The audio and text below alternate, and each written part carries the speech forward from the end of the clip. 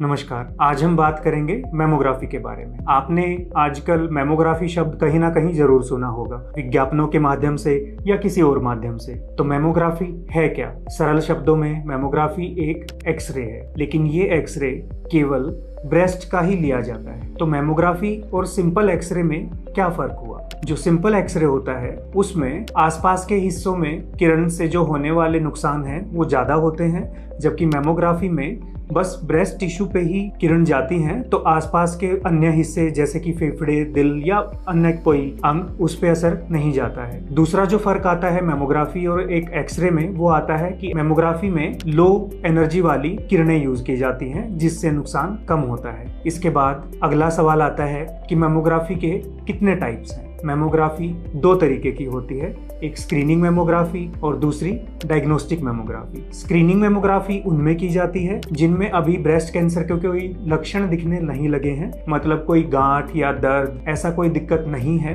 बस कोई ये देखना चाहता है कि उसमें ब्रेस्ट कैंसर की शुरुआत तो नहीं है, तब स्क्रीनिंग मेमोग्राफी की जाती है। और दूसरा है डायग्नोस्टिक मेमोग्राफी। ये मेमोग्राफी जिस मरीज में गांठें बनने लग गई हैं, मरीज को कोई गांठ महसूस हो रही है या ब्रेस्ट से रिलेटेड कोई और दिक्कत महसूस हो रही है, तब हम ये देखना चाहते हैं कि वो कैंसर से संबंधित तो नहीं है, तब डायग्नोस्टिक मेमोग्राफी की जाती है। एक डॉक्टर को मेमोग्राफी क्या क्या इंफॉर्मेशन देती है? हमें मेमोग्राफी ये बताती है कि इसके बाद हमें कौन सी जांच की जरूरत है, जैसे अल्ट्रासाउंड, MRI, बायोप्सी, या हम किस तरीके से उस मरीज का इलाज कर सकते हैं। ये सारी इंफॉर्मेशन एक डॉक्टर को मेमोग्राफी से मिलती है। अगला सवाल आता है कि किसको स्क्रीनिंग मेमोग्राफी करानी चाहिए। हर औरत जिसकी उम्र 40 से 45 के बीच है उसको अपनी पहली मेमोग्राफी शुरू कर देनी चाहिए और उसके बाद कम से कम 2 साल में, या फिर जो कि एडवाइजेबल है कि हर साल मेमोग्राफी करा लेनी चाहिए। जिन मरीजों में रिस्क ज्यादा होता है किसी फैमिली हिस्ट्री की वजह से या अन्य कारणों की वजह से, उनमें मेमोग्राफी इससे भी छोटी एज में कराई जा सकती है।